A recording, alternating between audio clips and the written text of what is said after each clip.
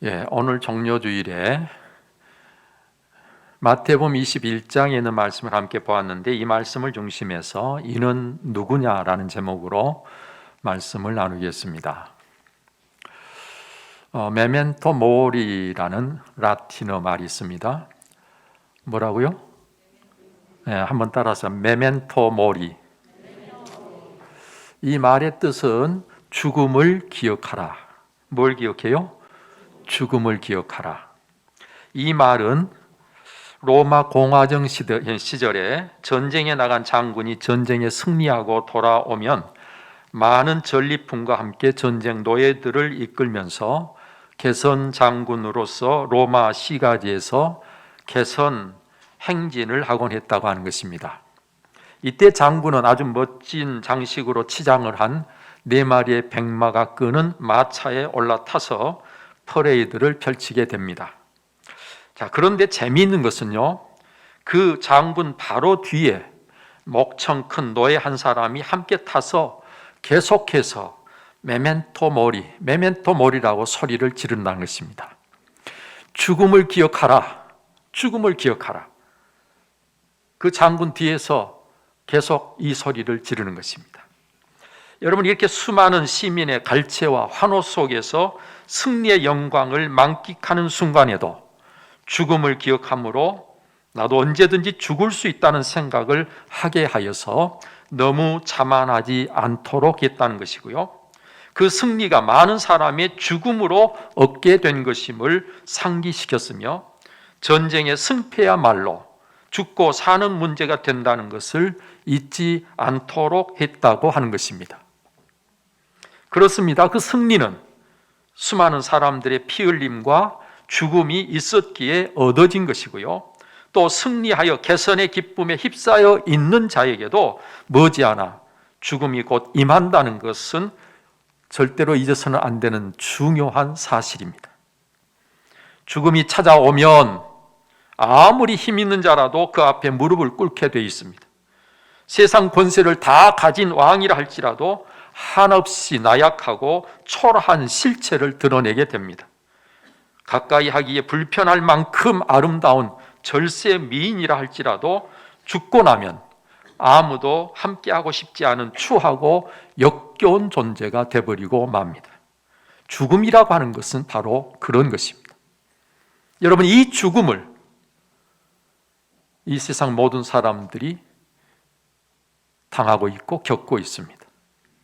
이 죽음은 천명, 만명이라도 한꺼번에 삼켜버릴 수 있는 죽음이고요, 하늘 그 끝에 가서 거한다 할지라도 반드시 찾아가는 위력을 발휘하는 것이 죽음입니다. 그래서 피할 자가 없는 것이 죽음이죠. 여러분, 많은 사람들이 그래서 이 피할 수 없는 죽음을 생각하면서 인생의 허망함을 노래하고 절망하기도 했고요, 또 어떤 이들은 정신을 차리고 삶을 새롭게 시작하기도 했던 것입니다. 여기 계신 여러분들이 바로 그런 분들이 아닐까 싶습니다. 여러분, 우리 예수님께서는 모든 것을 삼켜버리는 바로 이 죽음의 문제를 해결해 주시려고 이 세상 험한 곳에 오셨고, 그리고 호랑이를 잡으려면 호랑이 굴에 들어가야 한다는 말이 있듯이 죽음의 문제를 해결하시기 위해서 죽음의 소굴인 예루살렘을 향해 한 걸음 한 걸음 그 발걸음을 옮기시고 계신 것이 바로 오늘 성경 본문의 내용입니다. 예수님은 예루살렘 성에 가까워지자 제자 둘을 불러서 맞은편 마을로 보내시면서 말씀하시기를, 거기에 매여 있는 나귀와 그 새끼가 있는 것을 보게 될 것인데 그것을 풀어서 내게로 끌어와라. 그리고 누가 만약 무슨 말이든 하거든 주가 쓰시겠다고 해라. 그리하면 즉시 보내리라. 예수님께서 말씀하신 대로 가서 보았더니 그대로 있었고, 그리고 끌어올 때에 왜 끌어가냐고 물었을 때 주가 쓰시겠다고 하면 그대로 보낼 것이라고 했는데, 정말 그래서 그 새끼와 그 나귀를 끌고 예수님께 왔습니다. 그리고 이렇게 나귀와 그 새끼를 끌어오게 하신 것에 대해서 스가랴 선지자가 말씀하신 것을 오늘 성경은 인용하면서 이 말씀을 이루기 위한 일이 바로 예수님께서 행하신 일이라고 설명을 해주고 있습니다. 여기 우리가 예수님께서 하신 이 일들을 보면서 또 성경에 기록된 이 말씀들을 보면서 오늘 우리가 알 수 있는 것들이 무엇입니까? 그것은 예수님께서는 모든 것의 주인이심을 알게 하고 계십니다. 그래서 주가 쓰시겠다 하면 즉시 보내리라 말씀하셨고 말씀하신 그대로 되었던 것입니다. 우리는 이 사실을 인정하고 나의 모든 것이 나의 생명까지도 내 것이 아니고 나는 청지기일 뿐이요 예수님의 소유임을 고백할 수 있고 그리고 또 고백한 그대로 살 수 있는 저와 여러분들이 꼭 되시기를 바랍니다. 예수님은 심령이 가난한 자가 복이 있다 그랬어요. 이 심령이 가난하다는 게 어떤 것인가? 제가 말씀을 준비하면서 묵상하는 중에 하나님께서 깨달음을 주시기를, 심령이 가난하다고 하는 것은 내 것이 하나도 없다는 사실을 깨닫고 알고 인정하는 것이 그 심령이 가난한 것이다. 여러분, 내 생명까지도 사실은 내 것이 아닙니다. 내가 가지고 있는 모든 것은 다 내 것이 아니라 하나님의 것입니다. 이것을 알고 깨닫고 인정하고 그렇게 살 수 있는 사람이 심령이 가난한 거예요.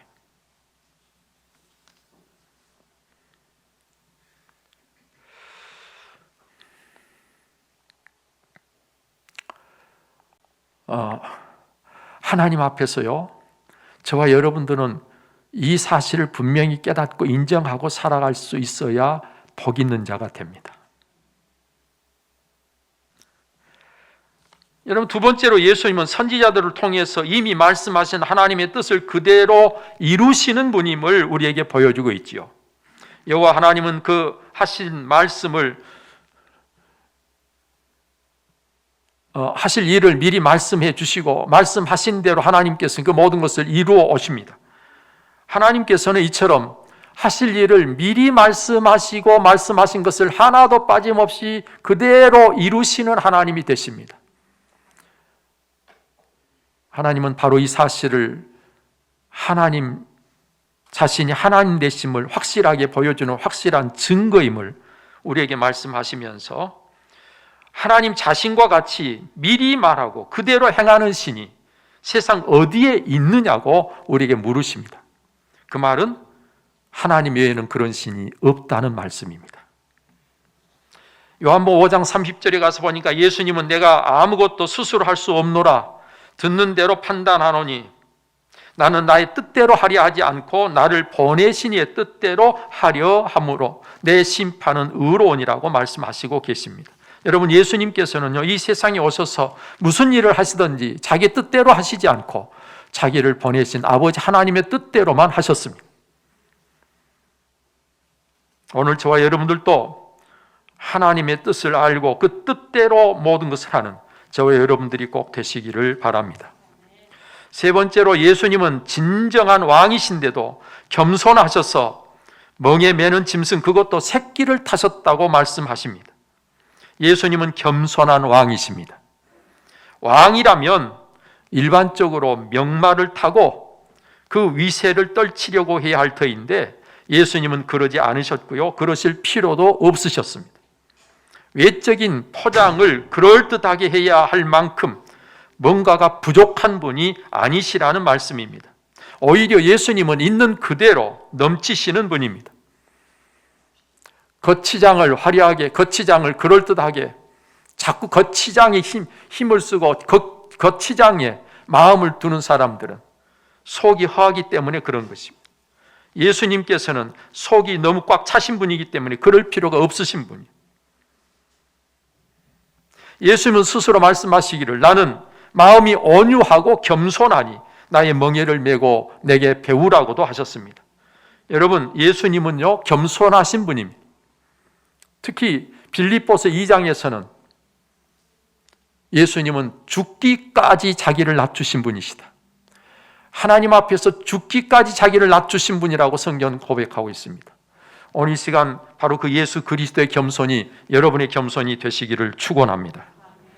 그런가 하면 또 스가랴 선지자는 보라 내 왕이 내게 임하시나니 그는 공의로우시며 구원을 베푸시며 겸손하여서 나귀를 타시나니 나귀의 작은 것 곧 나귀 새끼니라 말씀하여서 예수님은 공의로우신 왕이심을 우리에게 증언해 주고 계십니다. 예수님은요 어느 쪽으로도 치우치지 않으시고 의로우신 분입니다. 공의로우신 분입니다. 그래서 그분의 판단은 항상 옳고 그래서 그분이 하시는 일은 항상 의로운 것입니다. 예수 그리스도의 의로우심이 오늘 저와 여러분들에게 주어지는 것이 믿음으로 되는 일입니다.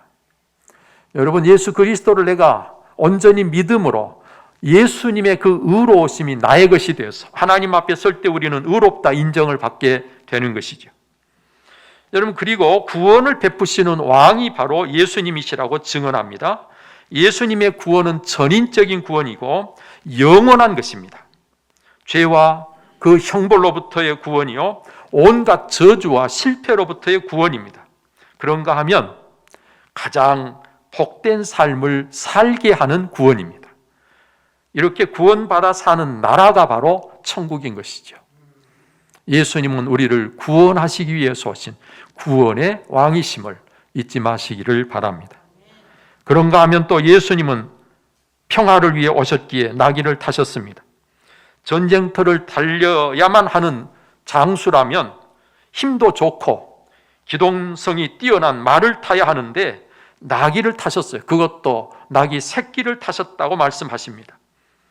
평화의 왕이심을 보여주신 것이죠. 여러분, 그래서 이사야 선지자는 그가 징계를 받음으로 우리는 평화를 누리고 그가 채찍에 맞음으로 우리는 나음을 받았다고 말씀하고 계십니다. 예수님의 탄생을 알리면서도 수많은 천군 천사들이 함께 지극히 높은 곳에서는 하나님께 영광이요 땅에서는 하나님이 기뻐하시는 사람들 중에 평화로다라고 찬송한 것도 오늘 저와 여러분들이 기억할 필요가 있습니다. 또 예수님께서 예루살렘 성에 입성하실 때에 안장 대신에 겉옷을 벗어 나귀 위에 펴고 예수님이 그 나귀를 타고 가셨고요. 그 가시는 길에도 사람들이 자기들의 겉옷을 벗어서 길에 펴고 다른 이들은 종려나무 가지를 베어서 길에 펴기도 하고 그것을 손에 들고 흔들기도 했습니다. 그러면서 호산나 다윗의 자손이여 찬송하리로다 주의 이름으로 오시는 이여라고 찬송하며 따랐다고 성경 기록합니다. 그런데 이 내용을 누가복음에서는 찬송하리로다 주의 이름으로 오시는 왕이요 하늘에는 평화요 가장 높은 곳에는 영광이로다라고 찬송하고 있습니다. 예수 그리스도는 평화를 위해 오신 분입니다. 평화의 왕이십니다. 그 예수 그리스도가 저와 여러분들이 왕이 되셔서 우리에게 진정한 평화가 주어질 수 있기를 바랍니다. 그리고 우리가 아는 대로 사람들이 겉옷을 벗어서 예수님이 가시는 길에 편 것은요 왕의 행차에 그의 백성들이 보이는 예우였다는 사실 또한 우리가 기억할 필요가 있습니다. 예수님은 초라한 모습으로 나귀를 타셨지만 진정한 왕으로 예루살렘 성에 입성하고 계셨다는 것을 보여주고 있다는 거죠.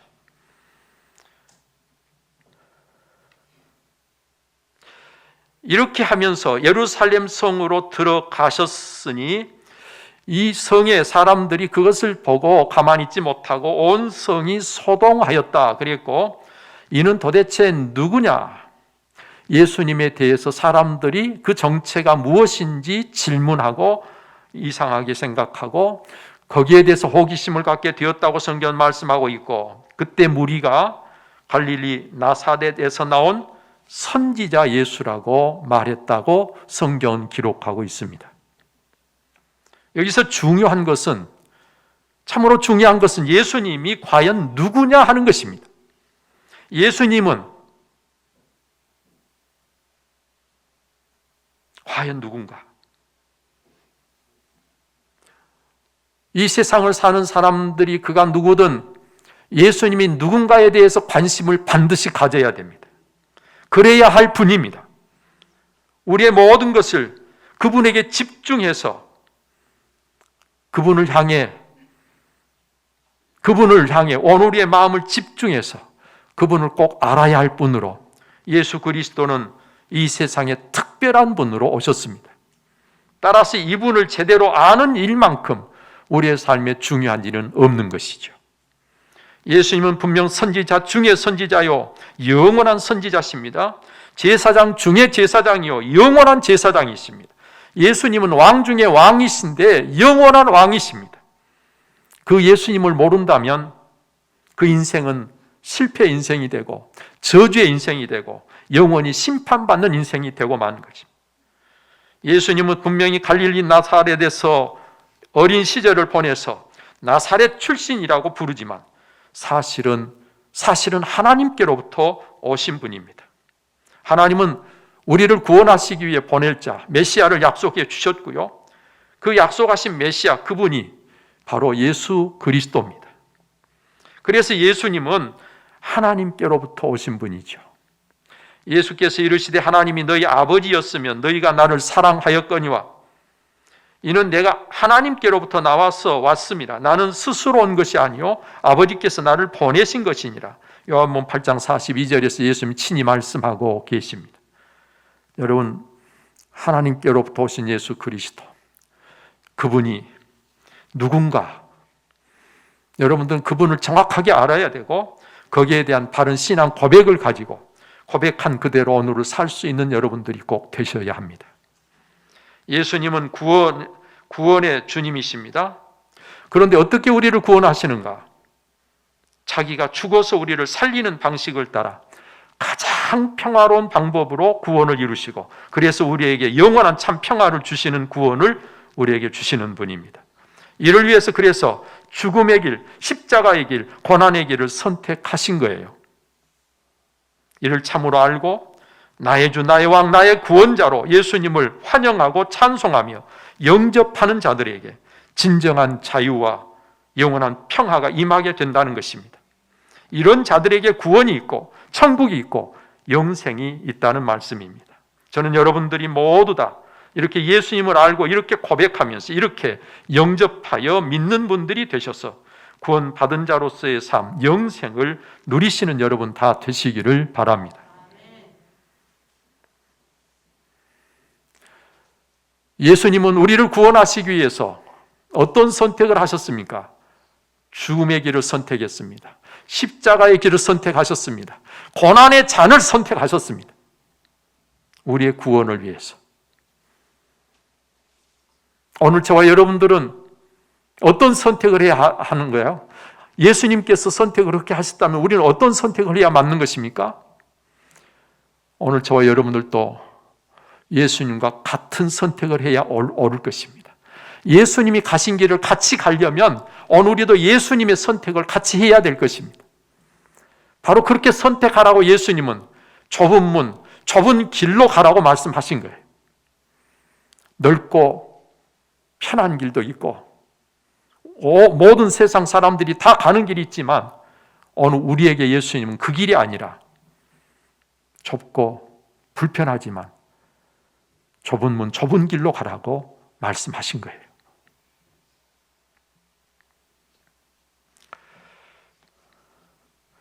로마군 병사가 유대인들을 잡아서 사형을 시키는데 사형을 시키면서 장난기가 돌아가지고 장난을 치고 싶었습니다.